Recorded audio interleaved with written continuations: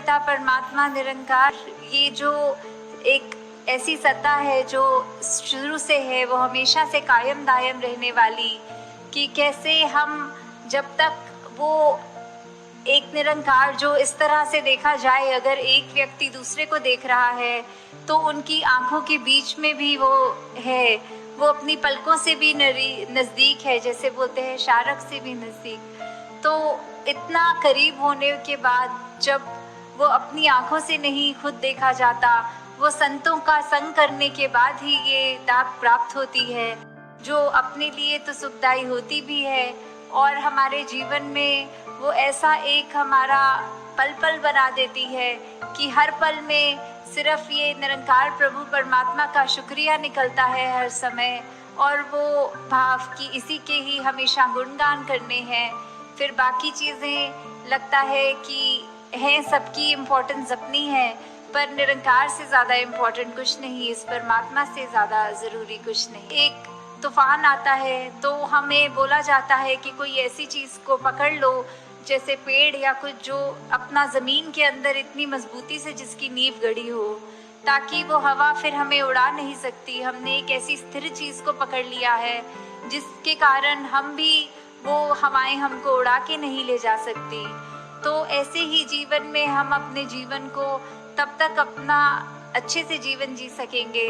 जब तक हम ये निरंकार के साथ अपने मन से ना जुड़े, तब तक वो एक जीवन भी हमारे उतार चढ़ावों के साथ फिर उथल पुथल मचाता है मन में।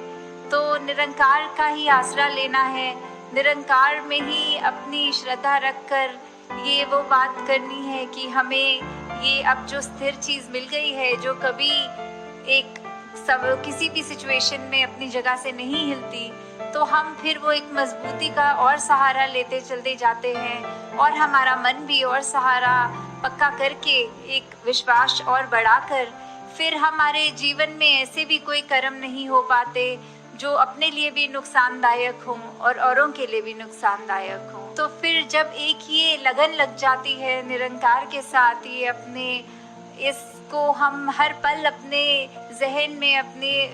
ऐसे कर्मों में, अपने भावों में पल पल, वो हमें पता भी नहीं लगता कि जिस तरह सांस लेना होता है उसके लिए कोई खास समय अलग से नहीं निकलता, कुछ भी करते हुए हम वो श्वास लेते हैं, वैसे ही ये निरंकार का एहसास हमारे मुख से उस तरह